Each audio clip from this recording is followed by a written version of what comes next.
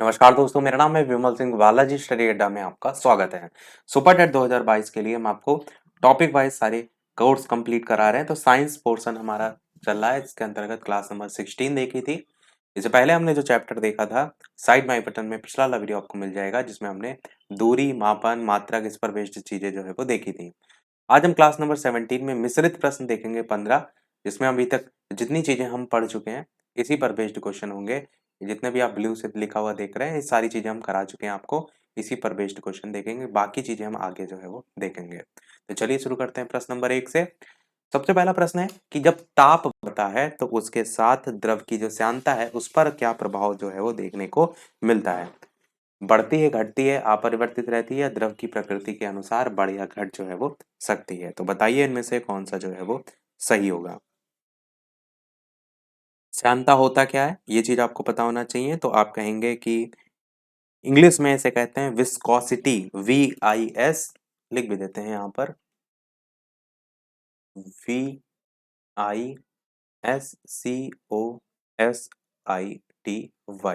इसे कहते हैं हम श्यानता। तो होता क्या श्यानता, हम कहेंगे कोई जो तरल पदार्थ है, लिक्विड है, द्रव है, उसके बहने का विरोध करने की जो क्षमता होती है उसको हम कहते हैं श्यानता। प्रश्न में पूछा गया श्यानता का प्रभाव बढ़ती, घटती, अपरिवर्तित रहती है। तो जब किसी भी द्रव का आप टेम्परेचर बढ़ाते हैं तो उसमें जो अणु होते हैं वो आपके क्या होते हैं, गति करने लगते हैं, या उनकी गति आप कह सकते हैं बढ़ जाती है। और श्यानता जो है वो उसी हिसाब से घटती है। तो आंसर यहाँ पर बी वाला जो है वो सही होगा कि ताप बढ़ाने पर जो द्रव की श्यानता है वो घटती है। परंतु अगर गैसों की बात करें तो वहां पर आपका श्यानता जो है वो बढ़ती है। तो इन दोनों चीजों को जो है वो ध्यान रखिएगा। अगर गैसीय स्टेट की जो है वो बात की जाएगी तब वहां पर आपको क्या रखना है कि वो जो है वो इंक्रीज होती है। अगला देखते हैं प्रश्न नंबर 2 कि पूर्ण आंतरिक परावर्तन होता है जब प्रकाश जो है वो जाता है। किससे किस में जाता है ये आपको बताना है। हीरे से कांच में, जल से कांच में, वायु से जल में, या वायु से कांच में। पूर्ण आंतरिक परावर्तन की पूरी घटना को हमने समझाया था प्रकाश वाले चैप्टर में। तो बताइए कौन सा जो है वो सही होगा। और अगर यहाँ पर भी आप देखेंगे तो कोई प्रकाश किरण क्या होती है, कोई कांच पर पड़ती है, तो प्रकाश जो होता है वो वायु की जो लेयर होती है ना वहां तक तो पहुंच नहीं पाता है, बल्कि पूरा जो प्रकाश होता है वो क्या होता है, परावर्तित हो जाता है। और पूरा जब प्रकाश परावर्तित हो जाता है तो उसी घटना को हम कहते हैं पूर्ण आंतरिक परावर्तन। और जो पूर्ण आंतरिक परावर्तन की घटना होती है ये आप ऐसे भी कह सकते हैं कि जब हमारी आंखों पर पड़ता है प्रकाश तो कांच में जो पड़ी जो दरार होती है वो चमकने लगती हैं। वो भी घटना आपको मैंने समझाई थी। आंसर यहाँ पर कौन सा होगा कि प्रकाश किससे किस में जाता है। तो आपका पहला वाला ही ऑप्शन यहाँ पर, यानी कि हीरे से कांच में जो है आपका बिल्कुल सही होगा। अगला देखते हैं आपका प्रश्न नंबर 3 कि इनमें आपको बताना है कथन कौन सा सही है या नहीं है। दोनों चीजें लिखी हुई है, देखिए लिखा है कौन सा या से सही नहीं है या है। तो पहला कथन कह रहा है निकट दृष्टि दोष वाला जो व्यक्ति होता है वो दूर की वस्तुओं को सुस्पष्टता से देख सकता है। ध्यान दीजिए, यहाँ पर देख नहीं लिख देते हैं ताकि आपका ऑप्शन के अकॉर्डिंग हम आंसर जो है वो उसको हो जाए। तो देख नहीं सकता है। दूसरा कह रहा है दीर्घ दीर्घ दृष्टि, या कह सकते हैं दूर दृष्टि वाला जो दोष वाला जो व्यक्ति है वो दूरस्थ वस्तुओं को स्पष्टता से जो है वो नहीं देख पाता है। तो मैंने इसमें बताया आपको कि जो दीर्घ दृष्टि दोष वाला व्यक्ति होता है वो दूर की जो वस्तुएं होती हैं उसको जो है स्पष्ट रूप से देख सकता है, और जो पास की वस्तुएं होती हैं उसको जो है वो नहीं देख पाता है। यहाँ पर क्या कह रहा है कि दीर्घ दृष्टि दोष वाला व्यक्ति दूरस्थ वस्तुओं को स्पष्टता से नहीं देख सकता। तो ये सेकंड वाला भी गलत है। फर्स्ट में देखिए क्या कह रहा था कि निकट दृष्टि दोष वाला जो व्यक्ति होता है, मैंने बताया था जो निकट दृष्टि दोष वाला व्यक्ति होता है उसको दूर का जो है वो क्लियर नहीं दिखाई देता, जबकि पहले वाले कथन में कह रहा है कि निकट दृष्टि दोष वाला व्यक्ति दूरस्थ वस्तुओं को स्पष्टता से देख जो है वो, यहाँ से नहीं हटा देते हैं ताकि ऑप्शन के अकॉर्डिंग आपका हो जाए। मैंने नहीं इसलिए यहाँ पर लगा दिया था, थोड़े से ऑप्शन बदल जाए। तो निकट दृष्टि दोष वाला जो व्यक्ति होता है वो दूर की जो वस्तुएं होती हैं उनको जो है वो यहाँ पर कह रहा है देख सकता है। तो आप कहेंगे बिल्कुल गलत है, वो दूर की वस्तुओं को नहीं देख पाता है। दूसरा कह रहा है दीर्घ दृष्टि दोष वाला जो व्यक्ति होता है, यानी कि जो दूर दृष्टि दोष वाला व्यक्ति होता है वो दूर की वस्तुओं को नहीं देख पाता है। तो ये भी आपका गलत है। वो जो दीर्घ दृष्टि दोष वाला है वो दूर के तो देख लेता है, निकट का नहीं देख पाता है। और तीसरा कह रहा है जरा दूरदर्शिता वाला जो व्यक्ति है वो निकटस्थ वस्तुओं को बिना संशोधक चश्मे के देख सकता है। तो जरा दूरदर्शिता मैंने बताया था, जरा वर्ड से आप पकड़िए, इसमें वो वृद्धावस्था में आपको देखने को मिलता है। तो आंख की सामंजस्य जो क्षमता होती है इसमें घट जाती है, और ना तो जो भी व्यक्ति है वो ना तो दूर की वस्तुओं को देख पाता है ना निकट की, यानी दोनों ही नहीं देख पाता है। जबकि यहाँ पर लिखा है कि निकटस्थ वस्तुओं को बिना संशोधक चश्मे के देख सकता है, तो ये भी आपका गलत है। प्रश्न में क्या कह रहा था कि कौन सा सही नहीं है या है, तो आप कहेंगे तीनों ही सही नहीं है। तो आंसर आपका यहाँ पर पहला, दूसरा, तीसरा, ये तीनों ही सही नहीं वाले के साथ जो है आप यहाँ पर जाएंगे। अगला देखते हैं आपका प्रश्न कि निम्नलिखित कथनों पर विचार कीजिए, और यहाँ पर भी 3 कथन दे रखे हैं। पहला कह रहा है कि साफ आसमान दृश्य प्रकाश के नीले तरंगदैर्ध्य के अल्प प्रकीर्णन के कारण नीला दिखता है।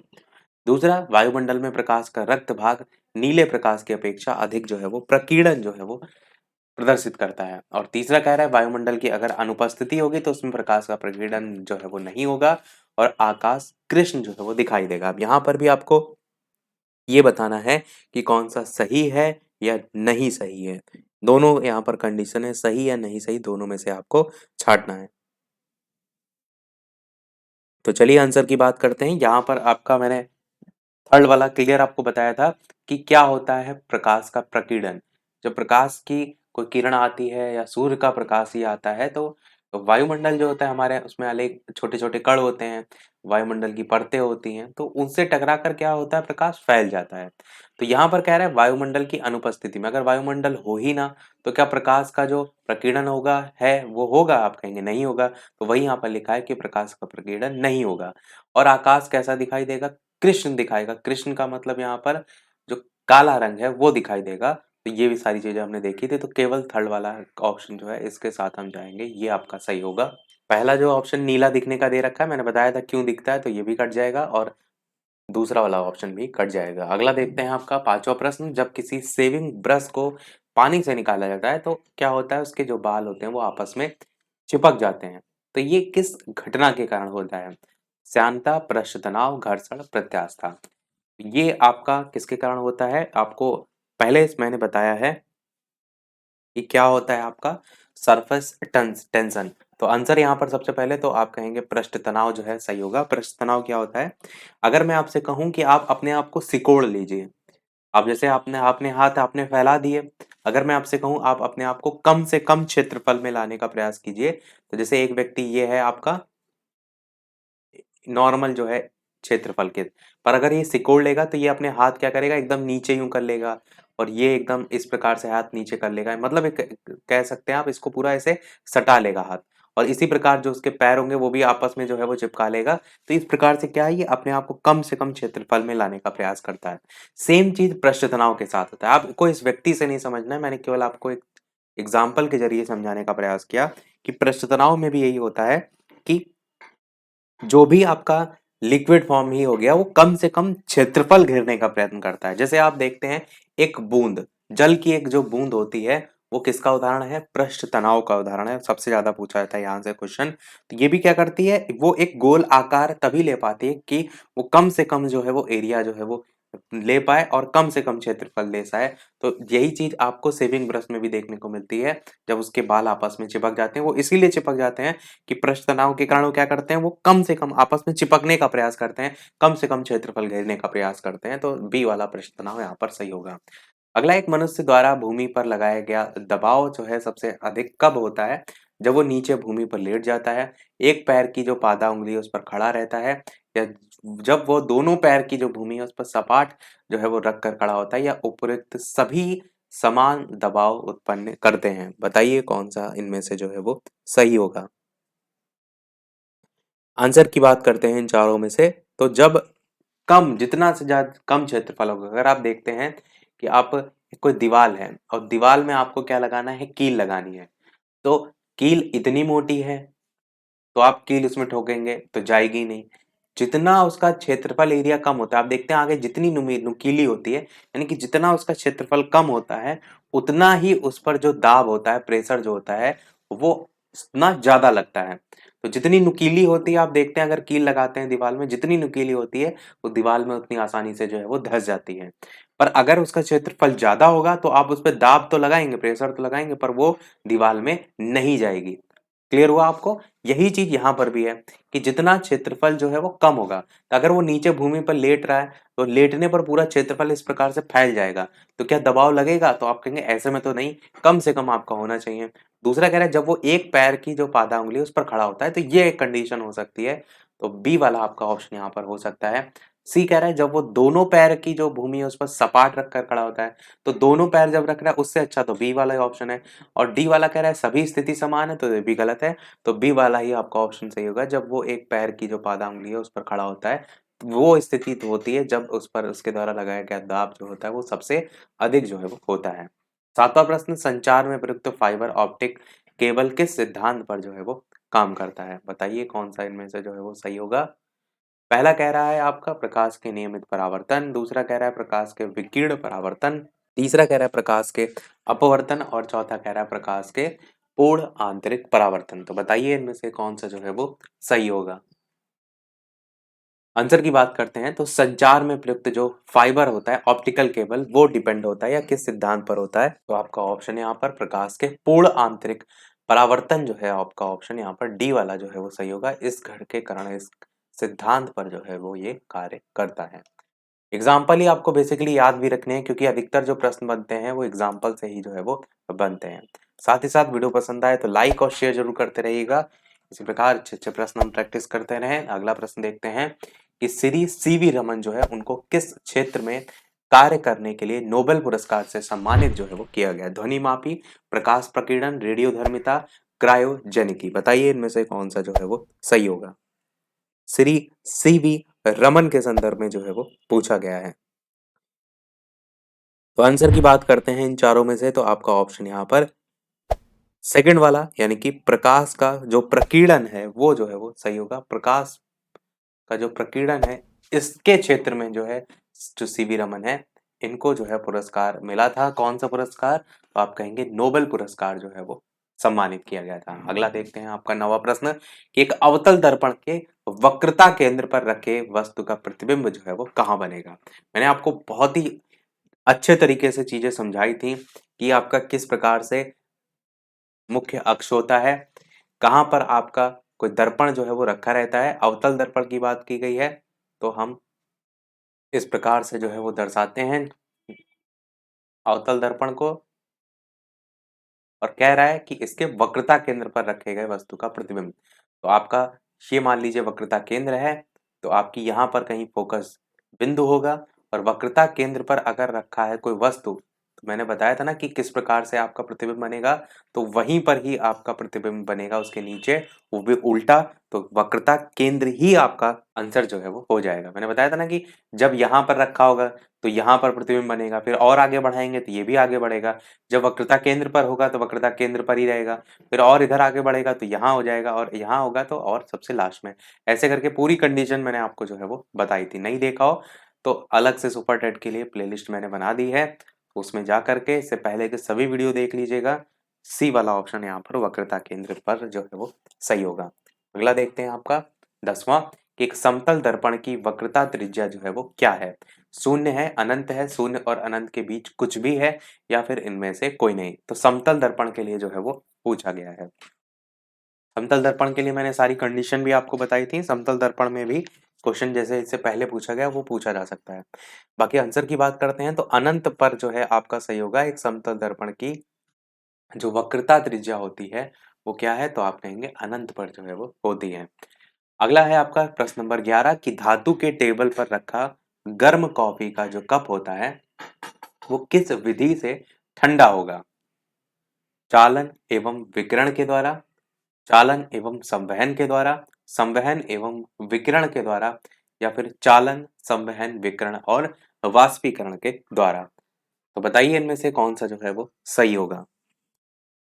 धातु के टेबल पर रखा गया गर्म कॉफी का कप किस विधि से जो है वो ठंडा होगा? आंसर की बात करते हैं तो आंसर यहाँ पर आपका डी वाला जो है वो सही होगा। चालन, संवहन, विकिरण और वाष्पीकरण के द्वारा। एक एक लाइन में आपको पता होना चाहिए, चालन की जब बात होती है तो सीधे संपर्क द्वारा उष्मा ऊर्जा का स्थानांतरण जो है वो होता है। संवहन में जो है पदार्थ की वास्तविक गति द्वारा उष्मा की गति होती है। तो विकिरण जो है ये विद्युत चुम्बकीय तरंगों की सहायता से ऊर्जा का स्थानांतरण इसमें होता है। ये सभी आपके चालन, संवहन, विकिरण, उष्मा स्थानांतरण की विधियों में जो है आपकी आ जाती हैं। तो यहाँ पर जो पूछा गया, टेबल पर रखा गया गर्म कॉफी का कप किस विधि से ठंडा होगा, तो तीनों आपके यहाँ पर आएंगे और वाष्पीकरण भी आएगा। 12 प्रश्न दाढ़ी बनाने के काम में लेते हैं अवतल दर्पण, समतल दर्पण, उत्तल दर्पण या फिर इनमें से कोई नहीं। ये सब एग्जाम्पल मैंने आपको ऑलरेडी करा दिए हैं, तो बताइए कौन सा सही होगा। आंसर की बात करते हैं इन चारों ऑप्शन में से, तो आपका ऑप्शन यहाँ पर अवतल दर्पण जो है वो बिल्कुल सही होगा। दाढ़ी बनाने के काम में जो है वो अवतल दर्पण का यूज जो है वो किया जाता है। अगला देखते हैं आपका प्रश्न नंबर 13। मानव आंख की रेटिना पर कैसा प्रतिबिंब जो है वो बनता है? वास्तविक और उल्टा, वास्तविक तथा सीधा, आभासी तथा उल्टा, आभासी तथा सीधा। तो बताइए इन चारों में से कौन सा जो है आपका सही होगा। मानव आंख की रेटिना पर कैसा प्रतिबिंब बनता है? आंसर की बात करते हैं तो वास्तविक और उल्टा आपका प्रतिबिंब बनता है, तो ए वाला यहाँ पर जो है ऑप्शन बिल्कुल जो है वो सही होगा। सेकंड लास्ट प्रश्न देखते हैं 14, क्योंकि मैंने बताया था टोटल 15 प्रश्न देखेंगे कि अत्यधिक ऊंचाइयों पर भोजन बनाने के लिए प्रेशर कुकर बेहतर है, क्योंकि जल का जो क्वथनांक होता है उच्चतर वायुमंडलीय दाब के कारण कम हो जाता है, निम्नतर वायुमंडलीय दाब के कारण कम हो जाता है, लघुकृत गुरुत्वाकर्षण बल के कारण बढ़ जाता है, या वायुमंडल में बढ़ी हुई ओजोन मात्रा के कारण कम हो जाता है। तो बताइए इनमें से कौन सा जो है आपका सही होगा। अत्यधिक ऊंचाइयों पर भोजन बनाने के लिए प्रेशर कुकर बेहतर है, क्योंकि जल का जो क्वथनांक है वो क्या हो जाता है। आंसर की बात करते हैं तो आपका जितनी ऊंचाई होती है, मैंने बताया था ना, जैसे जैसे ऊपर जाते हैं तो आपका जो टेम्परेचर है वो घटता जाता है, और जो दाब होता है वो भी आपका कहीं ना कहीं, तो प्रेशर भी जो है वो घटता जाता है। तो आंसर इसमें देखिए तो उच्चतर लिखा है वो तो नहीं होगा, लघुकृत निम्नतर वाला जो है वो हो सकता है, और यही सही होगा। निम्नतर वायुमंडलीय दाब के कारण जो है वो जो क्वथनांक होता है वो आपका कम होता जाता है या कम हो जाता है।